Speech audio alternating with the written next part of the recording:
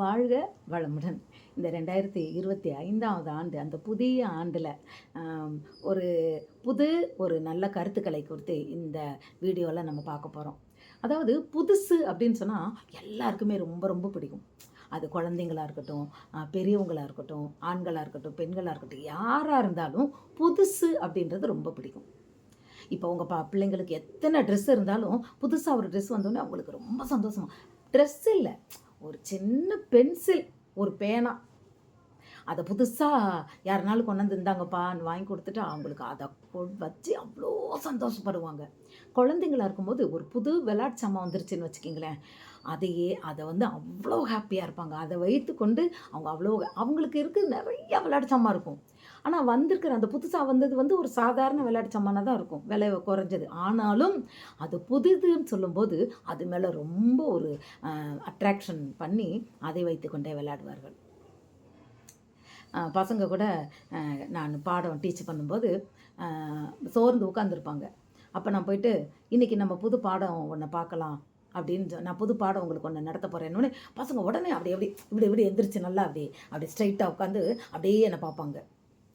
அது எதுவுமே அந்த புதிது, நியூ அப்படின்னு சொல்கிறது ஒரு எல்லாருமே லைக் பண்ணுற ஒன்று இல்லையா? இப்போ நான் வீடியோவுக்கு வரேன், நம்ம கருத்துக்கு வரேன். இப்போ நான் புதிதாய் மாறணுன்றது தான் கடவுளுக்கு விருப்பம். நம்ம பிறந்துட்டோம், வளர்ந்துட்டோம், என்ன புதிதாய் மாறணும்? பழைய காரியங்கள் நம் வாழ்க்கையில் கடவுளுக்கு பிரியமில்லாத காரியங்கள், ஒருவேளை மனைவிக்கு கணவனிடத்தில் பிரியமில்லாத காரியங்களாக இருக்கலாம், கணவனுக்கு மனைவியின் இடத்துல பிரியமில்லாத காரியங்களாக இருக்கலாம், பெற்றோர் பிள்ளைங்களுக்கு மேலே ஒரு பிரியமில்லாத ஒரு காரியங்களாக இருக்கலாம். எது உங்களோட கேரக்டர் மற்றவர்களை துன்பப்படுத்தினதோ, மற்றவர்களுக்கு கஷ்டத்தை கொடுத்ததோ, அதை இந்த புதிய ஆண்டில் நாம் விட்டு புதிய மனிதனாக நாம் மாறுவோம். நமக்கு அவங்களுக்கு தான் தெரியும். சிலர் ரொம்ப கோவப்படுவாங்க இல்லையா? அது அவங்களோட நேச்சுரல், என்னால் அதை மாற்ற முடியாதுன்னு சொல்லுவாங்க. சிலர் ரொம்ப வைராக்கியம் பாராட்டுவாங்க. சிலர் யாருக்குமே உதவி செய்ய ரொம்ப செல்ஃபிஷாக இருப்பாங்க. அவங்களுக்கு உரியது. இந்த புதிய வருடத்தில் நம்மளுடைய கேரக்டர்ஸ், குணநலன்களை நாம் மற்றவர்களுக்கு உகந்ததாக மற்றவர்களுக்குன்னு சொல்கிறத விட கடவுளுக்கு பிரியமுள்ளதாக நாம் நம்மை மாற்றிக்கொள்வோம். ஏன்னா கடவுளுக்கு எப்பயுமே பரிசுத்தம் ரொம்ப பிடிக்கும் இல்லையா? அவர் பரிசுத்தர். கடவுள்கிட்ட ஒரு அநீதி கூட கிடையாது, கடவுள்கிட்ட ஒரு பாவமும் கிடையாது. ஆனால் அந்த கடவுளை கும்பிடுற நாம் பாவியாக இருக்கலாமா? அந்த கடவுளை கும்பிடுற நாம் பரிசுத்தம் இல்லாமல் இருக்கலாமா? இந்த ஆண்டு நமக்கே தெரியும் இல்லையா? ஆண்களுக்குன்னு சொல்லி எடுத்துக்கிட்டால் குடிக்கிற வழக்கம், சிகரெட்டு குடிக்கிற வழக்கம், அப்புறம் அந்த பெண்கள் சில வயதானவங்கள்லாம் இந்த ஏதோ புகையிலையெல்லாம் போடுறேன்னு சொல்லுவாங்க. வாயெல்லாம் ஒரு மாதிரி இருக்கும். இந்த மூக்குப்பொடி போடுறது, இது போல் தேவையில்லாத பழக்கங்கள் நம் வாழ்க்கையில் இருந்தால் சிலர் எந்த ஒர்க்கையும் பர்ஃபெக்டாக பண்ண மாட்டாங்க. அதாவது அந்த டைமுக்கு பண்ண மாட்டாங்க. அது அவங்ககிட்ட இருக்க ஒரு வீக்னஸ். அவங்க வெரி குட், அவங்களோட செயல், அவங்களோட இது எல்லாமே குட்டு. ஆனால் அதை பர்ஃபெக்டாக அந்த டைமுக்குள்ளே பண்ண முடியாது. டைம் மேனேஜ்மெண்ட் அவங்களுக்கு வராது. அது அசால்ட்டாக இருந்திருப்பாங்க. சிலர் படிக்கிற பிள்ளைங்களாக இருந்தால் போன வருஷம் நிறையா பாடத்தில் ஃபெயில் ஆகிருக்கலாம், படிப்பில் கொஞ்சம் கேர்லெஸ்ஸாக இருந்திருக்கலாம். இந்த வருடத்தில் நாம் எல்லாவற்றிலிருந்து நம்மை மாற்றிக்கொள்ளும்படியாக எந்த காரியங்களில் நம்ம மாறணுன்றது அவங்களுக்கு தெரியும். அந்த காரியத்தில் இருந்து சிலர் ரொம்ப நேரம் தூங்குவாங்க, தேவையே இருக்காது.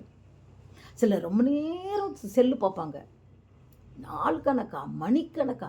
முதல்ல இந்த செல்லு டைமை குறைச்சாலே எல்லாமே மாறும். அதை முடியவே முடியாதுன்னு சொல்ல முடியாது இல்லையா? கஷ்டமாக தான் இருக்கும். என்ன செய்யணும் தெரியுமா? ஒரே வழி, செல்லை தூக்கி ஒரு இடத்துல போட்டுட்டு நம்ம வேறு இடத்துல இருக்கணும். அதுதான் அதை மாற்றுறதுக்கு ஒரே வழி. நீங்கள் ட்ரை பண்ணி பாருங்கள்.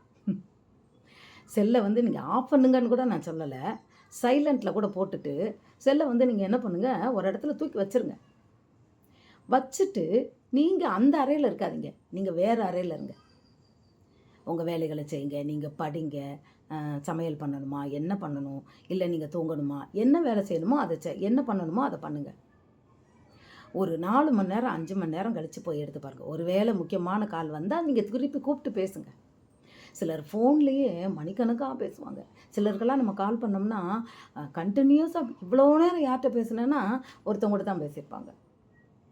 முக்கியமான விஷயங்கள்லாம் பேச முடியாது. இதெல்லாம் கூட அந்த பழக்கங்கள் மாற்றிக்கொள்ள வேண்டிய பழக்கங்கள் தான். மெயினாக இந்த இது கைபேசி அது ரொம்ப ரொம்ப நல்லது தான். ஆனால் அதை அதிகமாக நாம் உபயோகிப்பதை இந்த புது வருடத்தில் நாம் நிறுத்தும்படியாய் நம்மளை ஒப்பு கொடுக்க வேண்டும். பக்கத்தில் கீழே வைக்கவே தோணாது. டைமை பார்த்தா 2 மணி நேரம் 3 மணி நேரம் ஓடி இருக்கும். அதனால என்ன பிரயோஜனம்? காண்பதினால் கண் திருப்தி ஆவதில்லை. ஆமாம் தானே? நம்ம எவ்வளோ பார்த்தாலும் நம்ம கண்ணு போதும்னு சொல்லுதா? இல்லை. நாளைக்கு பார்க்க சொல்லுது, மறுநாள் பார்க்க சொல்லுது, பகலில் பார்த்தா ராத்திரி பார்க்க சொல்லுது. காண்கிறதுனால் கண் திருப்தி ஆகிறதில்லை. அதனால் நம்ம காணாமல் நம்ம மூடி வச்சிட்ருக்கிறது கண்ணுக்கும் நல்லது. கண்ணாடி போட்டாலும் பார்க்கணும், எப்படினாலும் நம்ம அதை பார்க்கணும். இந்த புதிய ஆண்டில் சில காரியங்களை நமக்கு அதாவது நம்மிடத்தில் இருக்கக்கூடாத சில காரியங்களை நாம் நீக்கிவிட்டு இந்த புதிய ஆண்டில் புதியதொரு மனிதனாய், யாருக்கு இது ரொம்ப பிடிக்கும்? கடவுளுக்கு பிடிக்கும். அப்படி புருஷன் மாறினா மனைவிக்கு பிடிக்கும். சல்லுன்னு கோவப்படுற புருஷனா மாறுங்க. காசுக்காக ரொம்ப மனைவியை கஷ்டப்படுத்துறீங்களா? மாறுங்க, மனைவிக்கு பிடிக்கும். புது மனுஷனாக மாறுங்க. நாளைக்கு நம்ம உயிரோடு இருப்போமான்னு யாருக்கும் தெரியாது. வாழ்க்கையை சந்தோஷமாக சமாதானமாக அவங்க உங்களோட பாதி. மனைவியும் கணவனும் ஒரே சரீரம். கோபப்படாதீங்க. பொதுவாக ஆண்கள் மனைவிமார்களை ரொம்ப அது அவங்க சொல்கிறது தான் கேட்கணும் அப்படின்னு நினச்சிற புருஷன்மார்களாக இருந்தால் இந்த வருஷம் கொஞ்சம் மாறுங்க. உங்கள் மனைவி சொல்கிறதையும் கொஞ்சம் கேளுங்க. அவங்க ரொம்ப சந்தோஷப்படுவாங்க. அதுக்குன்னு இந்த கெட்டது சொல்லுவாங்கள்ல, ஏய் அவன் பாரு கொள்ளையடித்து வீடு வாங்கிட்டான், நீயும் கொள்ளையடித்து வீடு வாங்கு, லஞ்சம் வாங்க, அப்படிப்பட்ட மனைவி சொல்கிறத நீங்கள் கேட்க வேண்டாம். கெட்டது சொல்லி கொடுக்குற மனைவி சொல்கிறத புருஷன்மார்கள் கேட்கவே வேண்டாம். ஆனால் என்னங்க இதை பண்ணலாம், இதை செய்யலாம்னு சொல்லும்போது மனைவியை கேட்டு முடிவெடுங்க. நம்மகிட்ட இருக்கிற குணங்கள், தேவையில்லாத கெட்ட வழக்கங்கள், தேவையில்லாத காரியங்கள், விட வேண்டிய தீய பழக்கங்கள், இவை எல்லாவற்றையும் இந்த புதிய வருஷத்தில் நாம் விட்டுட்டு இந்த புது மனிதனாய் இந்த புது வருஷத்தை நாம் வாழும்படியாய் நம்மளை ஒப்பு கொடுப்போம். கடவுளுக்கு நம்மளை ரொம்ப பிடிக்கும். கடவுள் நம்மை அதிகமாக இந்த வருஷம் நம்மளை ஆசீர்வதிப்பார். நாம் புது மனிதனாய் இந்த புது வருஷத்தில் மாறுவோமா? God bless you.